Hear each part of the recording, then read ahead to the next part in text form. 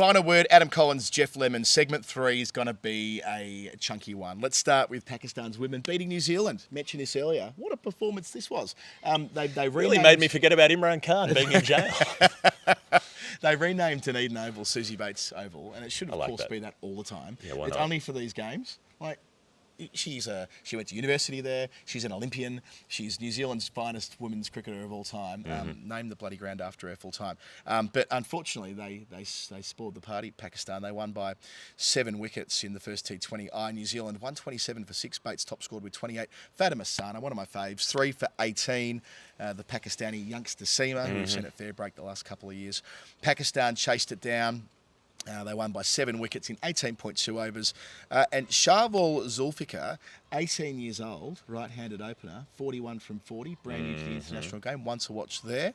And Aliyah Riaz, who's an excellent all-rounder, well, mostly bats bowls a little bit, but can really whack it. 25 not out from 12 to ice it. Yep. Awesome result. New Zealand did lose to Sri Lanka earlier this year, so it's not without precedent. They got Adepartud earlier this year. Yeah. So, I mean, there was slightly more contributions from the Sri Lankan team than historically where Chamari's had to do it all on her own. Finished second highest run scorer in the Big Bash, by the way, after the final as well.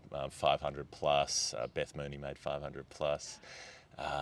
Elise Perry was 496, nearly got there. Secret World of Katie Mack was 450-ish. So Divine 489. Divine 489. And there was one other past 500. Divine 489. Who was the other? Someone else went past 500 as well. Chamari, Mooney, Grace Harris. Grace Harris, yes. So, look, he's had a big year, had a great year, and I was glad to see it. That post that someone found the post that she put up when she was overlooked in the auction, where she was like, I bossed this league, WBBL, nothing. And then a few weeks later, she's player of the tournament. And had a fan club following her around. She's player of the tournament. Those last few games. Because she took wickets as well. She took 9 wickets, bowled well, and batted beautifully. So exciting. She smashed up the Kiwis, but yeah, Pakistan doing it too. So concerns. I've had concerns with the New Zealand women's team for about 4 years now. They've been trending in the same direction. Yeah, I mean, I don't really see where. I don't know what the answer is, but they're being overtaken now. Lucky they're the nice guys of world cricket. Oh, New Zealand, aren't they? Oh, they're so affable and sweet. Yeah, okay. The golden generation are pretty much all retired now, apart from Bates and Divine. It's not ideal. They're running out of road themselves. Not the only big result in women's cricket over the weekend, Jeff. At the Benoni Hazelhurst, Bangladesh knocked off South Africa. The Tigs. Tigerland. Yeah, we could launch into it right now. Not only did they knock off South Africa, but they spanked South Africa 149 for 2, Bangladesh batting first. This is always a team where batting's been the weaker suit, where they could maybe sort of defend 110 or 120 on a roughed up spinning kind of pitch with the ball, but to come out and spank 149 for 2 first, this is not the kind of thing we're used to seeing from them. Shamima Sultana 24 and Moshida Khartoum 62 at about a run a ball, and then Jyoti comes in, the skipper. What a legend. Just thinking of Harmanpreet Kaur, and whacks 34 off 21 to boost them up, and then they hold South Africa to 136 for 8. Shauna Akhtar, the baby leg spinner, 16 years old, 5 for 28. 5 for 28 in the T20 International. Get an air pledge in on that. And knocks them off at Noni. Different situation that would have been. So, wonderful to see, and we'll see how the series pans out from here. New Zealand haven't had a good week, so they've been beaten by Pakistan in women's T20I, and they've been beaten by Bangladesh in the first of 2 test matches. It was a close affair for most of it. Kane Williamson raised his 29th test ton in the process, returning to the test team from injuries.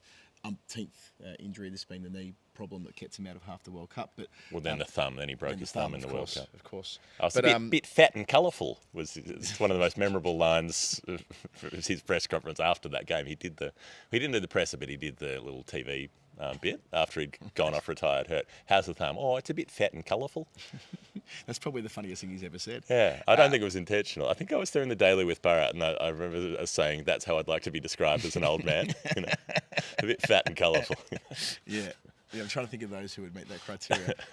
Many. We've met many. I've played cricket with many. Yeah, a couple yesterday. And the fact that Bangladesh won it with Tajul Islam taking 6 for, reminiscent of the 6 for he took at Dhaka back in 2017 when they beat Australia there. So, quality bowler, experienced operator.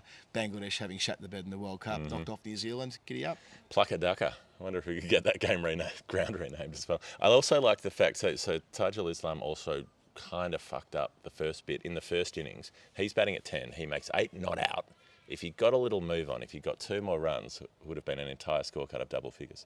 Everyone made double figures except for him at 10, and he was unbeaten. Don't happen often. Doesn't happen often. Andrew Sampson would be all over that. Yeah, 7-run lead on the first innings, but then they went big in the second of their innings, Bangladesh, in the third innings of the match. Shanto, your man, made 105. New captain? They made 338, yes. New captain leading from the front. Mushi's still there. Mushfiqur Rahim, 67. 102 years old, Mushfiqur. Mehedi Hassan, Jason Mraz. Telegram from the Queen. During the week, actually. It was beautiful. If he got one from her, he was using a Ouija board. Yep, 6 feet under. Incredible. In the tomb. Incredible. Got a telegram. Incredible work. That is dedication to the cause. They said that's what it was all about. A servant of the nation. Till the end and beyond. Yeah, Mehedi Hassan, Jason Mraz, 50, and sung a little tune along the way. So they went to big batting third. New Zealand all out 181. The Dazzler, the sweatiest man alive, Daryl Mitchell, made 58. Southee 6-watch hit 2 more sixes in his innings in that particular end to the Test match. So he's gone past Viv Richards with 85 Test sixes. Didn't want it enough. 9th all time. The only players ahead of Tim Southee for sixes: Chris Cairns, Brian Lara, Sehwag, Callis, Gale, Gilchrist, McCullum, Stokes. Good company. To get, just give me a reference here. Like, if he hits 10 more sixes, does he overtake 5 of them or if something? If he hits Is it one of those? 5 more, he goes past about 5 of them, I reckon. Yeah. He goes past Cairns, Lara, Sehwag. I reckon Callis is maybe 91. Okay. So then he'd be just behind the absolute munters, the ones who just clear the front leg and pulverise the shit out of whatever they The munters. The munters. The Mount Rushmore of the munters. Put them up there. Yeah, get Tim Southee on the Mount Rushmore for sixes. Gilchrist's exactly 100 from memory, so Gale must be in the 90s somewhere. Come on, Tim. Get a move on. You probably don't have much time left, buddy. Let's go over to Namibia. What a result this is for Uganda. Received some correspondence during the week from Andrew Nixon saying that because they've now made it to the T20 World Cup. To the T20 World Cup. So they need to beat Rwanda, who are their bunnies. They've beaten Rwanda like 12 times in the last year. They did the job, got it done. Rwanda. Don't know where that comes from. But yeah, the Beach Boys. Wanda. Wanda. I thought you were trying. I thought the. Oh, Wanda. Is that, or is that some other falsetto 50s band? I can't remember. It's not the Beach Boys. Runaways. I can't remember. Anyway, whatever. Frank. Now I'm going to pronounce this incorrectly. Frank Subaga with an N on the front. I'm going to go Nsubuga. Nsubuga. He made his debut for Uganda in 1997, and he's still in the frame to play in the World Cup next year. 1997. Yeah, made his debut in 1997. He's still playing for the national team. This is special. So next year... I was getting suspended from high school for making homemade explosives in 1997. Yeah, it was my first year of high school as well. Wasn't doing what you were doing. Studious. Was playing cricket mostly. So was I had to work out how to do it. Brett Simmons, one of our patrons, said we should do a dedicated episode. Last week I said... when Zimbabwe was shitting the bed, as they continued to do and missed out. Although they came home with a wet sail. Yeah. They nearly got over the line. Results needed to break their way, but Uganda... Well, what they did was trounce everybody else, but they'd already lost to Uganda and Namibia, who finished 1 and 2. So they just needed Uganda to slip up. They just needed Uganda to win. So Uganda lost to Namibia, who finished top. They needed Uganda to lose one more game, and they flogged everybody else so hard, Zimbabwe, that their net run rate was like 4 times Uganda's. Right. They just couldn't catch them on points. They just needed to tie them on points. Right, so... in relation to all of that, I said last week we should do an updated episode on Zimbabwe, but Brett's right. We should do an ep on Uganda. They've got a quite strong... Let's have a Uganda at them. A Uganda at them. They're quite good on Twitter or on socials more generally, so it wouldn't take much for us to get. Okay. And we'll be there next year. I hope they get drawn to play in one of the American groups. We must be close to a schedule for that coming out. It's a very long T20 World Cup. It runs from the 4th of June to the 30th of June. Gone are the days of these tournaments being run in 1 in a week and a half, the T20 stuff, which it really should be. But anyway, we'll be there doing our thing. And we'll month of T20 cricket.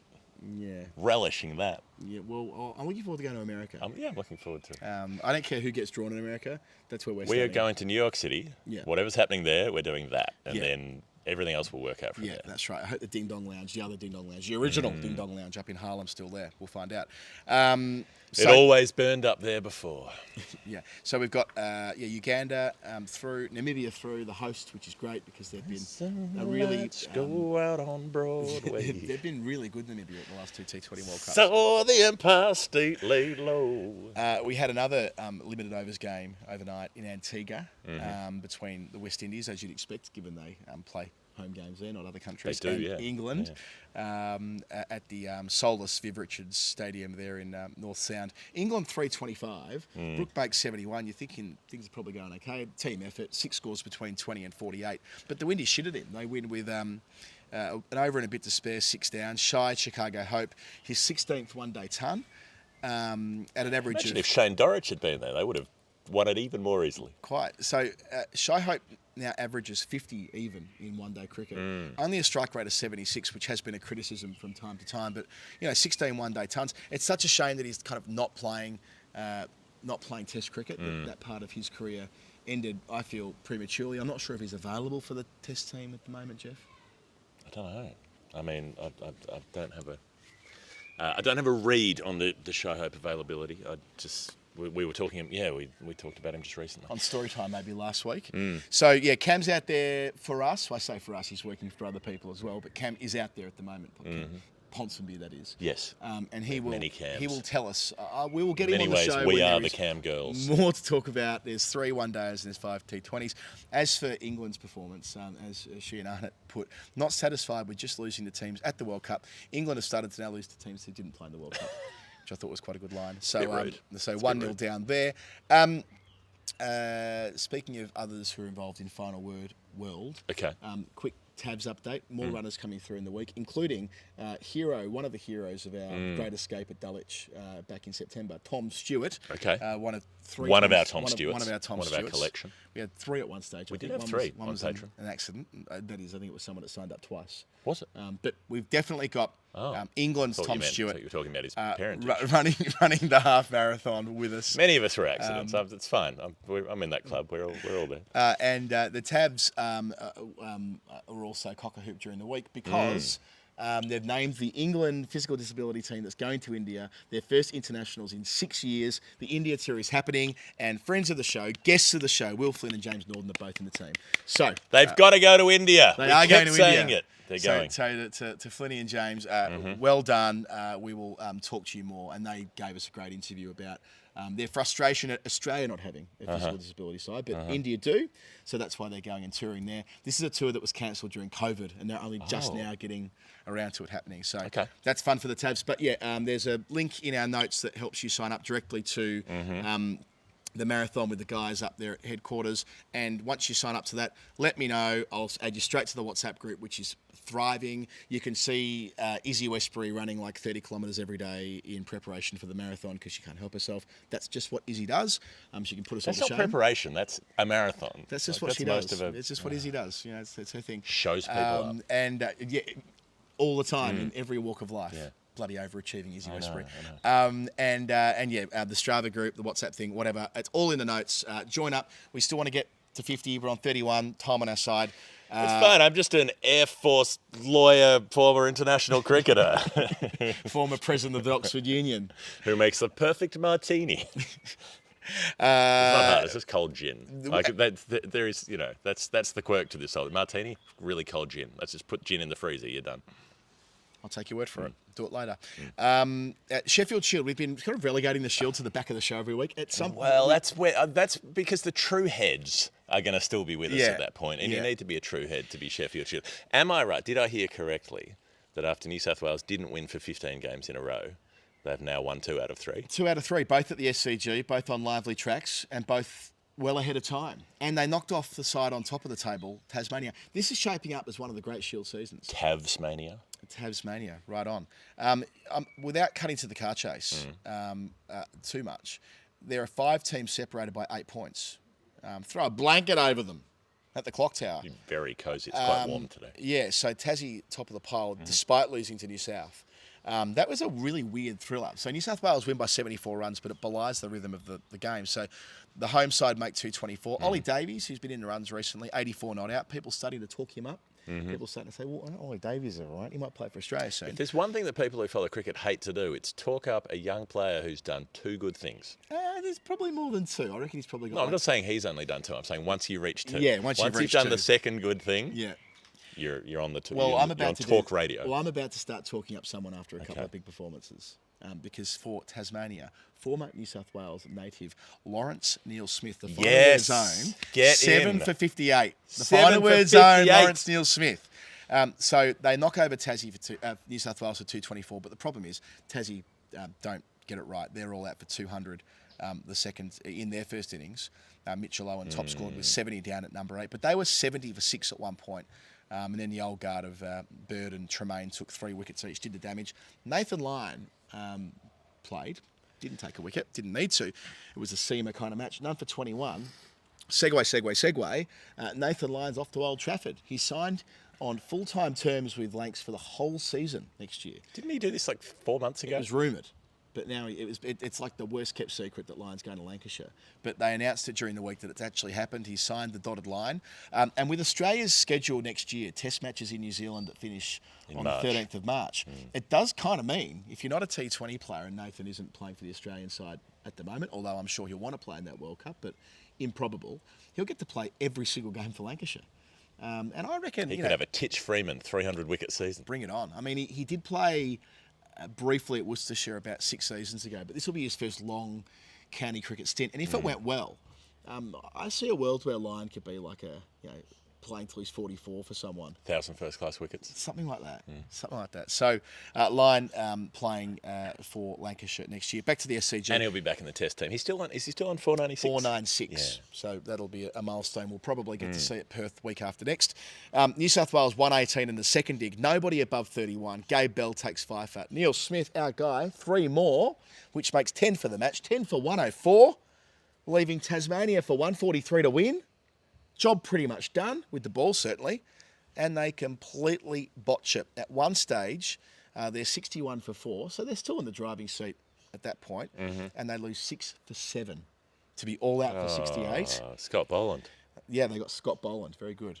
Tremaine 6 for, so 9 for 71 for the match. 4 more for Jack Bird. All over in 22.1 overs. Carnage. Tasmania stay on top, but miss a huge opportunity to put a gap in them before the break. Rick Finlay on Twitter revealed that it's New South Wales. Well, it's Tassie's lowest score against New South Wales in the Shield. The previous was 76, and their second lowest first-class score against that opponent, having been bowled out for 49 in 1911 before Tassie were in the Shield. So, New South Wales, broadly speaking, back in business. They are, as I look down my page here, on 22 points. So only 7 points off the top, having played so poorly at the start of the season. Another side that's coming hard at the right time is Victoria. They lost the first 2 games, but they've bounced back really well. This was a cracking game at Adelaide Oval. I said this Shield season. I'm just imagining Santa goal at Brooklyn. We go hard, but you just put Victoria in there. It doesn't really work, does it? No, sort of, yeah. It's a shit name for a state. Why do we have a state named after a queen from 1850? I don't like it. What should we? Batmania was always a suggestion. Yeah, from Melbourne, but probably not a syphilitic murderer. Yeah, is not really no. where I want to go with that either. What can we rename Victoria to be? Well, I mean, there was probably some names originally that, but it wouldn't cover the whole region. No. Yeah, for my money, it can go the same way as the flag and the anthem. Let's just start clean and work out some better options. No, just name it after. I'd rather name it after Dean Jones than Queen Victoria. Yeah, I was going to say we're going to name it after someone who did his best work at the MC. Robbie Flower. Robbie Flower gets a state named after him posthumously. 278 Victoria made in the first innings at Adelaide Oval. They were 67 for 5, so a bit of a theme emerging here of teams shitting themselves and then coming back hard, to repeat that phrase. Sam Harper, who, I think the last time I was thinking about Sam Harper's when he copped that, was it a bat in the face? No, was that Tim Ludenman who got the bat in the face? I think wasn't Harper copped a real bad whack as well in a Big Bash game about 3 or 4 years ago. Okay. Clobbered 151 from 104 balls with 9 sixes. Incredible scorecard. He was helped by Fergus O'Neill. Fergus O'Neill, so at the game the other day, at our game, Rob Yes, O'Neill, his dog big Fergus. friend of the show, brought his dog Fergus, who he named long before Fergus O'Neill was doing anything in domestic cricket. But yep, Fergus O'Neill we met yesterday, who was some sort of poodle cross, I think, very friendly. Yep, it was lovely to see Rob. He'll be at the live show in Sydney, he told me. You could be too. Sydney? Buy a ticket. Can't make Melbourne, can make Sydney. Come to Sydney. Yeah, why not? Be silly not to. Fergus O'Neill, Sam Harper was kind of, broadly speaking, in contention for the national team at the start of his career. And by that I mean people like us were saying, well, gee, after Tim Payne or whatever, there might be room for someone who can give it a whack and who's got very good gloves. But yeah, this will help get him back on the map. So Wes Agar took Pfeiffer before things got busy for the Vics. SA make 252, but they were 60 for 5. So again, teams losing half their wickets, then getting it right. Fraser McGurk, who made that extraordinary white ball 100 for the Sackers about a month ago, made his first class 100 for his new state, 101 from 106, so effectively cancelling out what Sam Harper did earlier in the match. Liam Scott and Ben Menenti gave him support down the list with 50s. Fergus O'Neill, what a season he's having, by the way. 5 for 28 he takes in the first dig. Siddle, 3 for, earning his money there. Set up beautifully at the halfway mark. Even more so after Victoria make 231 in their second innings, so scores that are nicely grouped together. Pekovsky, 65, first score in a few weeks. Said at the airport on the way home that his Australian dream is well and truly alive, and he knows that he's not next cab off the rank anymore, but he's only 25, using his words, and he feels like he could be an international player one day. There's no hurdle for him playing at that level, having, of course, gone through an awful lot above the shoulders, which he's spoken about at great length when he was playing for Australia before, and the shoulder surgery and the concussions and all the rest of it. But he's shoulder surgery is not really above the shoulders, technically. No, but the above the shoulders being all the shoulders and above, yes. Yeah. Shoulders and above, yes. Enough support. It's rugby union tackling rules, I believe now. They've gone. Yes. You've got to get the line below the shoulder. Yes. You can't tackle. Yeah, I was told this by Ben Gardner from Wiston, who's playing rugby at the moment, saying that Ben Gardner's playing rugby. My word, he is. Yeah, okay. Oh yeah, he's going to snap him in half. No. Ben's been lifting. Yeah. Ben's been lifting. Ben's a strong boy. Oh, can't push him off the ball in front of He's football. a delightful little waif-like summer child. No, he's not. Oh. He's stacked. He'll like me revealing the fact that he's got big arms. Can't get him off the ball on football on Friday night. He's really, really strong. Wow. Through the trunk. There you go. More analysis on my colleague's bodies. Okay, yeah, he's just been incredible power through the glutes. He's just been getting strong from baiting people online with stats that make them angry. He's been drawing his strength. Who are better at that than Ben. Incredible! He had an incredible World Cup, I've got to say, on social media. He did. Where are we? So South Australia is set 258 after Victoria do well enough in that third innings of the match. Hanscom, Kellaway make 40s. Kellaway second 40 of the match. O'Neill 23 more, so 2 20s and a Pfeiffer to this point, and he's not done yet. So the Sackers, the pattern continues. They're 93 for 5 at the halfway mark. Then Carey walks in. Kind of the forgotten man. Lost his spot after one World Cup game. Was wearing the high-vis vest, doing some work on the roads and so on, drawing the lines on the road in the middle of the night with the high-vis vest on. Yep. But not playing cricket. Strummed 81 in a hurry and got them to within striking distance. But they weren't able to finish off. Wes Agar went nuts down at number 10. Hit 46 from 26 balls, but they ended up being dismissed for 234. Right. They fell 23 runs short. Great finish there. Mitch Perry gets the final wicket, which was Agar. And the Vics get the win. Fergus O'Neill, what a game. 5 for 83 in the second dig. So a 10-wicket match in addition to 50-odd runs with the bat. He's doing everything right. He'd be in the team of the competition so far, I'm pretty sure. 3 more for Siddle, 6 for the match for the veteran. There we go. And Marcus Harris didn't make any, which was interesting. And then 2 and 6. Queensland WA drew. Bunch of runs for players who want some runs. Kawaja made 100, batting first. They declared on not a big score. Cameron Green made 96, which felt important for him to and a video that went viral. So batting 4, video that goes viral with him hitting Mitch Swepson about 200 metres over his head. Former Caxi player. Doesn't hurt. It doesn't hurt having moments that go round. No. I got asked a question about Green's suitability to bat number 4 on radio the other day. I'm like, you're probably not talking about that unless he has a moment that everyone sees as part of the highlight package. How about Jumping Jai, Born to Fly? Jumping Jai, it's time to fly. First game Born back. to run. First game back for the Wackers. 23 overs, 10 maidens, 4 for 36. After Kawaja made that 102, Kawaja's second 100 of the campaign. But Jai Richardson has been away from it so much in the last couple of years, so many injuries. But a reminder there, he's only played 25 first-class games, Jai Richardson. I went and took a look at his numbers. He's 27, so he's got time. But yeah, you hope a bloke who's as talented as him. Never forget how well he bowled on his test debut at Brisbane against Sri Lanka in early 2019. So, and a first-class bowling average under 21. So, yeah, there's a bit going on there for him. Mentioned that WA got a first innings lead through that green 96. 100 for Hilton Cartwright, another forgotten man, the hotel. I went and looked at his card too. He's 31. Maybe. He's not too old to make an impression if he keeps making centuries. As he did the other day, they kept Nisa wicketless, which is rare. He's playing in the PM's 11 that starts in, I think, on Wednesday at Manica against Pakistan. So Steckety, he took 4 for Queensland, as he always seems to do. But that game was rain affected. So in the second dig, Queensland only made 137 for 3, and they shook hands. Renshaw 6 after making 37 in the first innings. And Bancroft made 7 in WA's only innings, so neither of them demanding that they be the man to replace David Warner. Marnus made 24 after a second ball duck in the first innings. And Queensland are bottom of the table on 15 points, and WA are in second now. They're 1 point behind Tassie. It's kind of a shame that we have to wait 2 months till the next Shield game, but the Big Bash starts this week.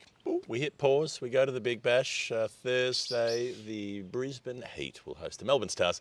The Stars will then have their season launch on Monday, which Glenn Maxwell will be at before he comes to the Corner Hotel for the Final Word Live I want him podcast. in his Stars kit. I want him in his Stars training kit. He's not going to be at the season launch in kit, is he? I don't know. Is he They going might to be train there in before. civvies? I don't think they'll train before an event. They'll probably train the next day. Look, okay, that's fine. We've got the shorter Big Bash. We'll be having a look at it a little bit in between the test matches, but it's not quite our go. What is our go is what is Jody Hicks up to. That is a thing that we are very keen on knowing, and luckily John O'Halen keeps a close eye on this with his friend Daz. Hicks Watch has come through. 6 weeks, he says, after kicking a match-winning goal for GWS in the AFLW, which she did off the half-back flank, if you don't mind, drifting downfield. Lost her opponent on the way through and nailed the sealer. Jodie Hicks made her return to cricket at Drummoyne Oval yesterday. No need to move through the grades. No need to ease your way in. Slot into first grade. Open the batting.